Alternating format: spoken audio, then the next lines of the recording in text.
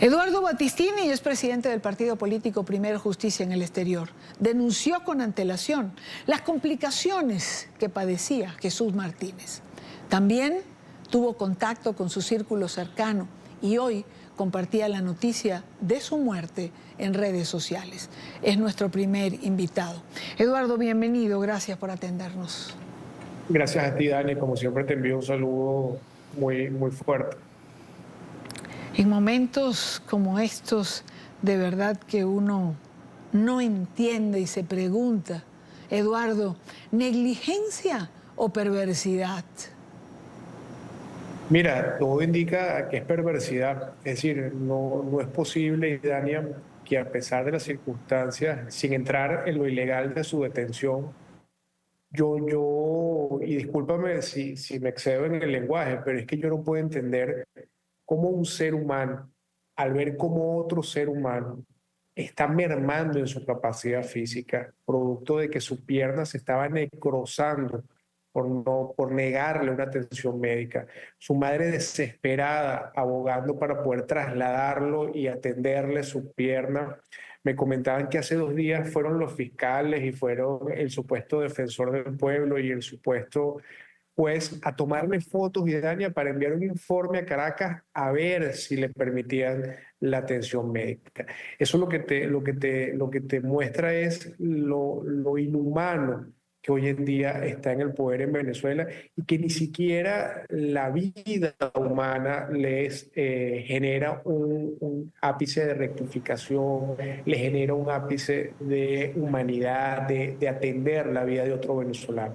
Y lo lamentable de todo esto es que en manos de esas personas es que está hoy secuestrado el país y es muy indignante saber que una madre tenga esa impotencia y daña. Y tú que tienes un hijo ya bastante grande, Dios lo guarde y lo ampare siempre. Imagínate la impotencia de esa madre, que seguramente tú cuando tu hijo le da un resfriado te preocupas y buscas que vaya a la farmacia y consiga la medicina. Imagínate una madre que está viendo morir a su hijo de mengua y no puede hacer nada porque lo tienen secuestrado, se lo tienen incomunicado y además de eso le prohíben que un médico lo pueda atender. Sin duda alguna lo que hicieron con esta persona fue un asesinato en cámara lenta. Te repito, es que es incomprensible en realidad lo que estamos presenciando, porque se ha perdido, Eduardo, todo sentido de humanidad con los pacientes que requieren atención médica y no se les proporciona a tiempo, con las madres que se desesperan porque no pueden llevar esa atención médica a sus hijos, por saber un desenlace que todos podemos presumir y que sin embargo nada de esto los moviliza. ¿Con qué cuento nos van a venir ahora? Mira, con el mismo cuento de siempre, con la mentira, ¿no? Porque al final quien obra de mala fe utiliza la mentira para escudarse. Ya dirán que no fue negligencia, dirán que seguramente vino un virus que Elon Musk envió desde los Estados Unidos y fue lo que le causó la muerte a este venezolano. Es decir, inventarán cualquier cosa, Dania, pero aquí lo importante y lo relevante no es lo que ellos inventen. Aquí lo relevante es que los venezolanos no podemos olvidar el rostro de esas personas que le están causando tanto dolor al país.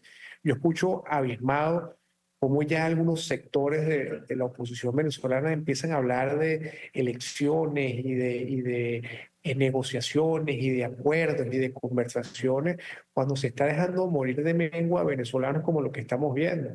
Entonces, yo creo que al final del día del régimen no podemos esperar más de lo que estamos viendo. O sea, tratar de esperar algo distinto a lo que estamos viendo sería una ilusión, sería un espejismo.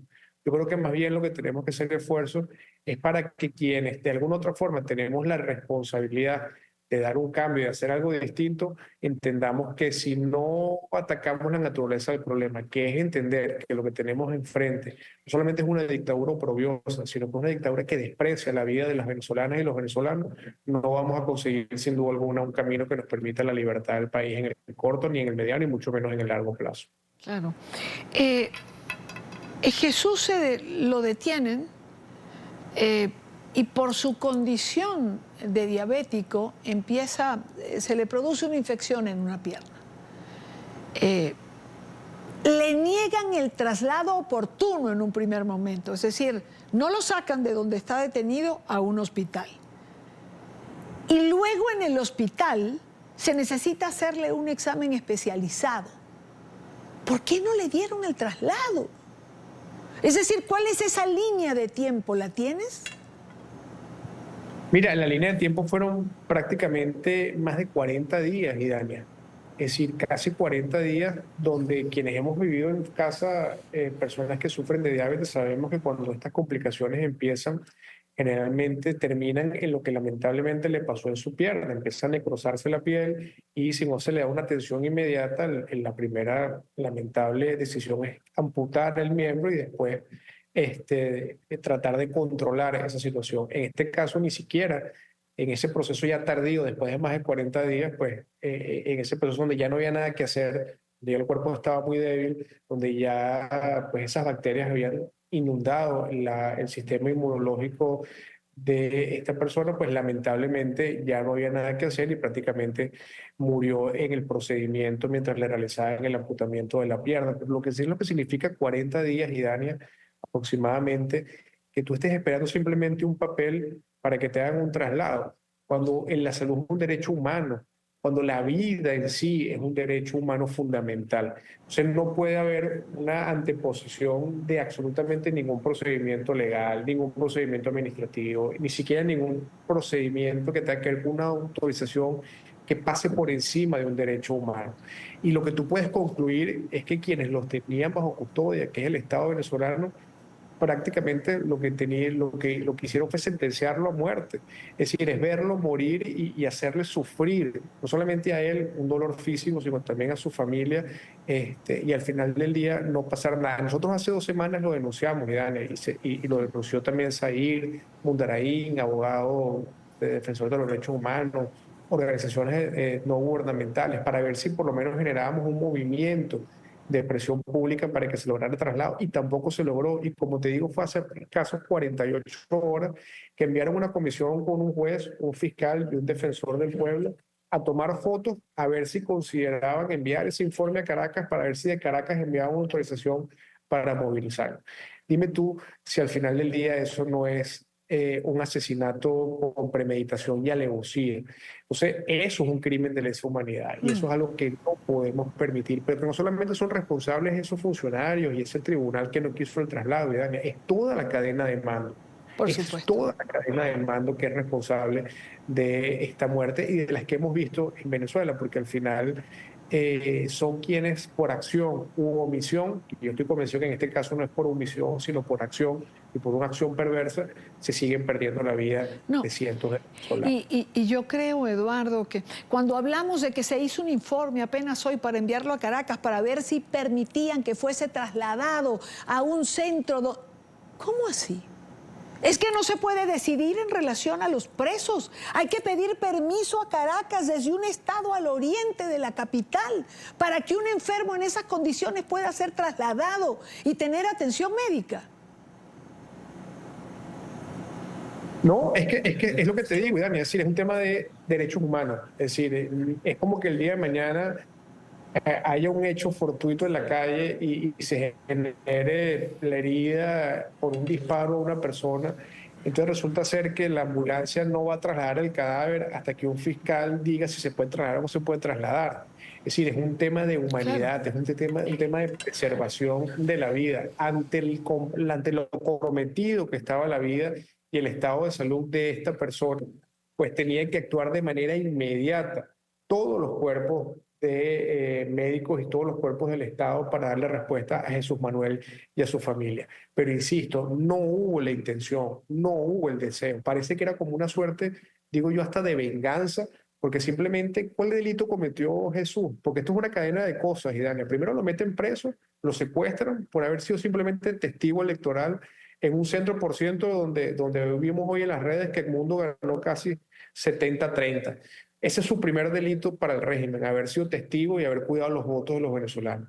Después entonces lo incomunican. Después de incomunicado empieza a sufrir estos problemas y ni siquiera ordenan un traslado, sino simplemente lo meten en el hospital allá en Barcelona, le dan una atención medianamente que podían allí y empieza a empeorar, a empeorar, a empeorar, y ahí cometen otro delito contra Jesús Manuel, que es privarlo de darle atención inmediata. Pero eso no ha pasado, y tú lo sabes muy bien, Iane, que hacen seguimiento a los presos políticos. Eso no solo ha pasado con Jesús Manuel. ¿Qué pasó con el general Baduel, por ejemplo? El general Baduel también necesitaba atención médica y nunca fue atendido y murió. ¿Qué pasó, por ejemplo, con el capitán Caguaripano, que lo molieron a palo y ni siquiera fueron capaces de llevarlo a darle atención médica antes de presentarlo en tribunales, sino se desplomó en tribunales porque ya estaba prácticamente reventado por dentro? Es decir, es una práctica constante y el mundo tiene que saber que estas son las formas de esta neotortura a la que Nicolás Maduro somete a las y los venezolanos que son injustamente detenidos, y que hoy hay más Claro. de 2000 venezolanos detenidos injustamente, y Dania, que pueden ser víctimas también de esto. Y no puede ser entonces esta pasividad permanente de la comunidad internacional de mirar a otro lado, de Claro, taparse los ojos, de no escuchar, cuando muchachos como Jesús Manuel, que es un muchacho de claro, 47 años, claro, apenas 16 años, pues tiene hoy este resultado fatal, y su familia hoy está sufriendo muchísimo claro. a consecuencia de esta deshumanización que significa Nicolás Maduro. Por eso decía que ni los venezolanos ni la comunidad internacional pueden callar ante esta falta de humanidad y ante la perpetración continuada de crímenes de lesa humanidad, porque finalmente lo son. Eduardo, como siempre, gracias por acompañarnos hoy. Gracias a ti, Dani, te mando un abrazo desde la distancia. Igualmente para ti, Eduardo Battistini.